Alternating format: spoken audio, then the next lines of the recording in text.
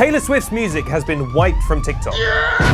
Along with a slew of other big artists, and all because TikTok is stuck in a feud with Universal Music Group. Everybody stay calm! What's the procedure, everyone? What's the procedure? Stay calm! So what's going on? All will be explained on this, Scroll Deep, the show that keeps up with internet nonsense so you don't have to. And I'm Benedict Townsend. So, UMG is the biggest record label in the world. They've got artists like Taylor Swift, Ariana Grande, the Beatles, the list goes on. But they have been locked in a bitter dispute with TikTok, which obviously houses music clips from all these artists. And they've basically been arguing that TikTok is not paying them enough money for all these songs. We'll get into all the nitty-gritty of the dispute later, but basically they gave TikTok an ultimatum and they said, if we cannot reach a deal by February the 1st, we are pulling all these artists off the platform. And TikTok was kind of like, okay, as if you're gonna do that. I think kind of called their bluff. But lo and behold, February 1st rolled round and they said, hey, we've done something bad.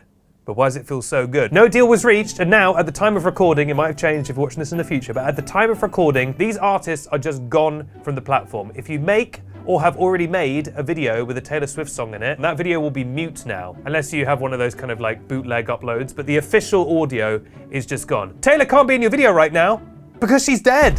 Those videos will all be muted, and she's not the only one. You got Ariana Grande, Billie Eilish, Olivia Rodrigo, Lewis Capaldi, Lady Gaga, Drake, The Weeknd, Justin Bieber, just to name a few. They are all gone. But what's weird is it's not all the Universal artists, it's just a lot of the big ones. It's like a kind of Infinity War situation. Lewis Capaldi's like, Harry Styles, I don't feel so good.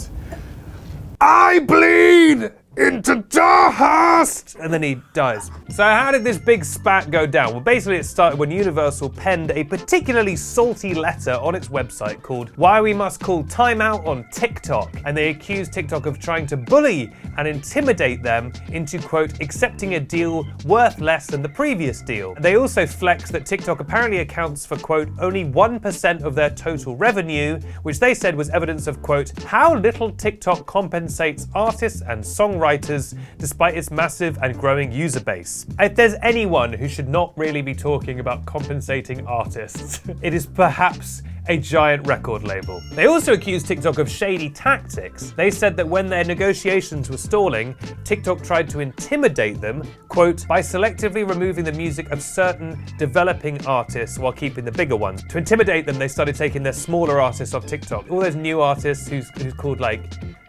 Biji with 5 E's, but she's a millionaire's daughter from the home counties. And then there's Lapau, and she's a millionaire's daughter from the home counties. And then there's Roger, and he's edgy and cool, and he's a millionaire's son from the home counties. They went on to say TikTok's tactics are obvious. Use its platform power, got a lot of fun alliteration in this, to hurt vulnerable artists and trying to intimidate us into conceding to a bad deal that undervalues music. But TikTok came right back with the right hook. Well, actually, it was more they came back like this.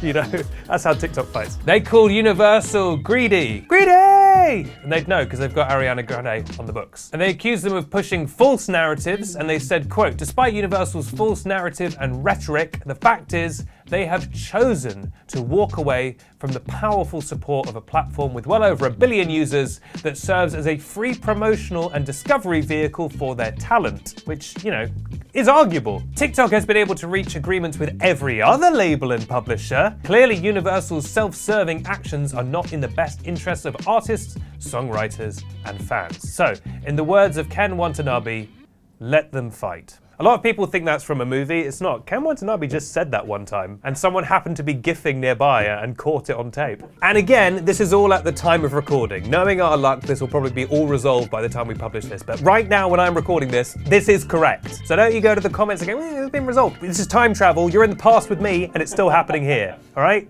So it feels bitchy. It feels personal. They're really coming for each other. They're like, you suck. No, you suck. But basically, it's two big companies who are trying to get a slice of that money pie. I will say I kind of see both sides because TikTok has made an incredible amount of money and gained an incredible amount of success from Universal's artists. But on the other hand, TikTok is correct. TikTok is an insanely powerful engine for making artists popular, for reviving old songs. Yes, Murder on the Dance Floor came back in a big way because of Saltburn, but it truly exploded because it then became a big song on TikTok, and then I think it went to number 2 or perhaps number 1 in the UK charts. This is a 20-year-old song. 20-year-old song. Same thing with Running Up That Hill by Kate Bush. Again, it was made big by Stranger Things, but it was made enormous by TikTok, and it would have made a lot of money for whatever label that's on. So I see both sides. You know, it's obviously very hard for me. These are my two besties fighting, but I've got to say, the real saltiness of these letters, it's giving enemies to lovers. I'm not gonna lie. It's giving, oh no, Universal Music Group, we're stuck in this hotel and there's only one bed and the heating's gone out. I guess we'll have to share the bed even though we hate each other. Then they're lying, you know, back to back, and they go, you don't pay artists, you don't pay artists. And then they're like, maybe we both don't pay artists. Meanwhile, the artists are staying outside in the snow. They don't get to come into the motel room. I don't know why I'm being mean about TikTok. We need TikTok.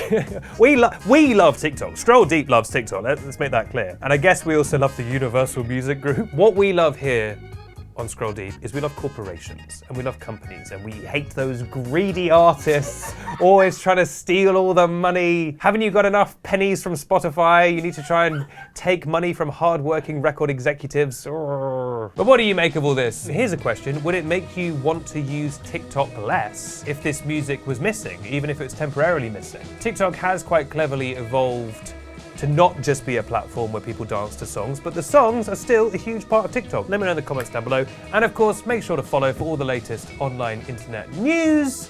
Until next time, I'll leave you with our famous catchphrase. I think the Universal Music Group is good.